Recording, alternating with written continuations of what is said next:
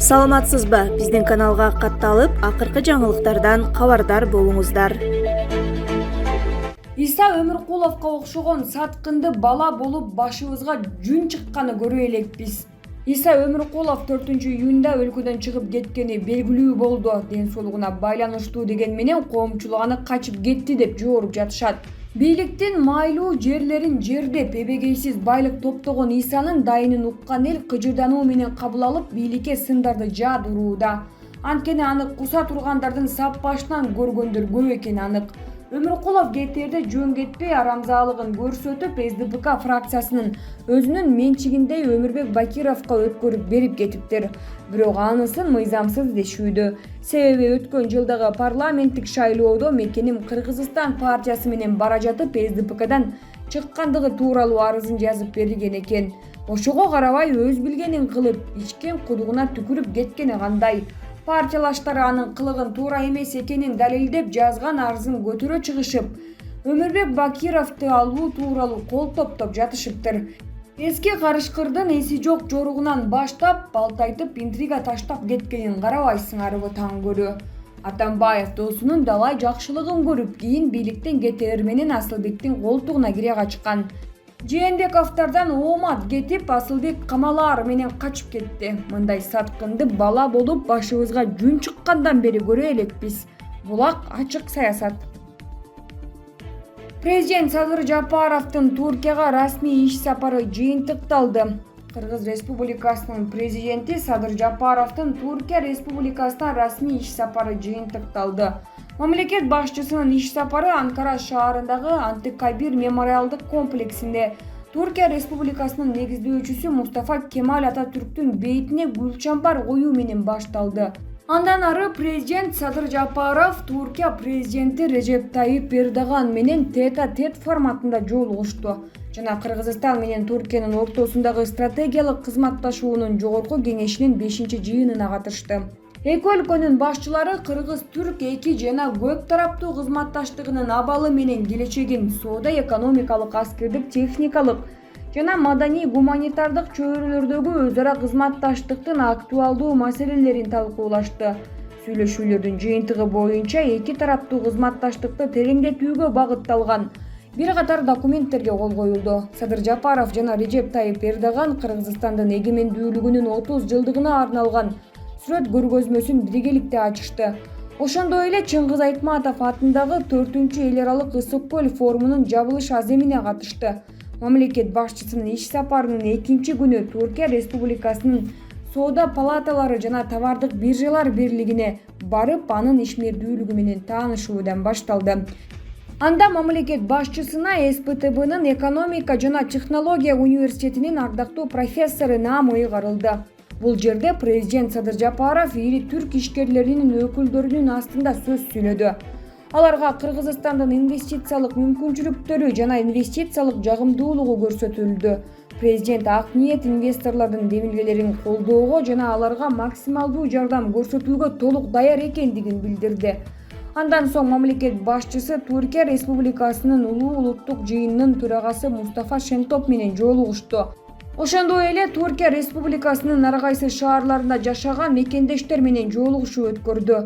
11-июнда президент Садыр Жапаров Туркиядагы расмий иш сапарын жыйынтыктап Бишкек шаарына кайтып келди. Туркиялык блогер Орхан Инанды алып келүү үчүн Туркиянын атайын кызматы 10 офицер жөнөткөн.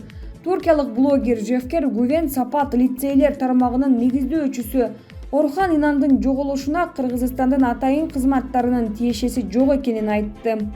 Туркиялык блогер Жевкер Гувен өзүнүн YouTube каналына кезектеги видеосун жарыялады. Анда ал Бишкектеги Сапат лицейлер тармагынын негиздөөчүсү Орхан Инандын жоголушу жөнүндө айтып берди. Анын айтымында Туркиядагы кезектеги президенттикке талапкер жана улуттук чалгындоо уюмунун башчысы Хакан Фидан рейтингин сактап калуу үчүн Фетуллах Гулендин жактоочусун кайтарып алып келүү үчүн атайын операция уюштурган. Блогердин айтымында Фидан улуттук чалгындоо уюмунан 10 адамды даярдап Кыргызстанга жөнөткөн. Хакан Фидан баарын тез жана тынч жасоону пландаштырган, бирок эл аралык маалымат каражаттарында тараган маалыматтар жана түрк атайын кызматынын кадыр баркы болуп көрбөгөндөй начарлап кетти, деди Гувен. Кыргызстанга келгенден кийин Туркиянын чалгындоо кызматкерлери 3 башка үйдү жана унааны ижарага алышкан. Алар Орхан Инандын изине түшүп, аны уурдап кетүү боюнча кыргыз мафиясы менен макулдашышкан. Андан кийин кайра келишкен. Инандын өлкөдөн алып кетүүгө Туркиядан атайын такты алып кетишкен. Кечинде мафиоздор Орхан Инанды уурдап Туркиянын элчилигине өткөрүп беришкен. Бирок уурдалгандан кийин анын үй бүлөсү бир нерсе туура эмес болгонун түшүнүп, дароо ички иштер башкармалыгына арыз жазышат. Ошентип Орханды учакка отургузууга элчиликтин убактысы жок. Кырдаал курчуп Орхан Инанды Кыргызстандын жараны деп кыргыз ММКлары окуяны чагылдырышты. Фидан аны түшүнгөн жок. Орхандын жубайы Инандын күйөөсү элчиликте кармалып, Кыргызстандын жарандыгынан баш тартууга аргасыз болгон деген билдирүүсү тарап, эл аралык маалымат каражаттарына чыкты. Хакан Фидан дүрбөлөңгө түшүп, өзүнүн кадыр баркына доо кетирбөө үчүн Сабак басылмасынын журналисти аркылуу жаңылык жарыялаганга үлгүрдү. Анда Орхан Инанды Кыргызстандын Улуттук коопсуздук мамлекеттик комитетинин кызматкерлери уурдап кетишкени айтылат. Бирок эмне үчүн Кыргызстандын Улуттук коопсуздук мамлекеттик комитети өз жаранын уурдап Туркия элчилигине өткөрүп бериши керек?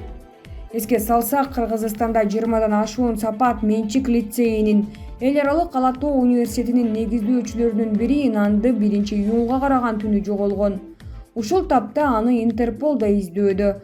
Анкара Инанды Туркияда террористтик деп таанылган хизмет кыймылына мүчө деп айыптап, аны экстрадициялоону Бишкектен бир нече жолу өтүнгөн. Расмий Анкара 2016-жылдын 15-июлунда эшикке ашпай калган төңкөрүш аракети үчүн АКШда бозгунда жүргөн түрк диниятчысы Фетуллах Гүленди жана хизмет кыймылын айыптап келет. Булак уа чекеткейжи. Эки чакырылыштын депутаттарынын баары суракка чакырылууда. Сурабалдиева УКМКга кирип чыкканын ырастады. Менин билишимче, суракка жогорку кеңештин 5-6 чакырылыштагы бардык депутаттары, ошол кездеги өкмөт мүчөлөрү, президенттик администрациянын өкүлдөрү чакырылып жатат. Мындай пикирин экс-депутат Эльвира Сурабалдиева соц тармактагы баракчасына жазды. Менин билишимче, суракка жогорку кеңештин 5-6 чакырылыштагы бардык депутаттары, ошондой эле ошол мезгилдеги өкмөттүн жана президенттик администрациялардын өкүлдөрү чакырылган.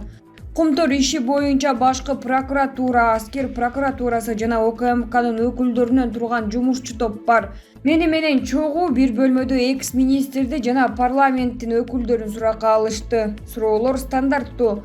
Анын ичинде менин суу кодекси боюнча позициям да бар. 2017-жылдын ноябрь айында бизге 22 адам ал өзгөртүүлөрдү кабыл алууга каршы добуш берген. Бирок 63 депутаттын колдогон добушу менен өзгөртүүлөр кабыл алынган эле, деп жазды ал. Буга чейин экс-депутат Эльвира Сурабалдиеванын Кумтөр иши боюнча сурак берип чыкканы маалымдалган эле. Булак Сереп Чекеткейжи.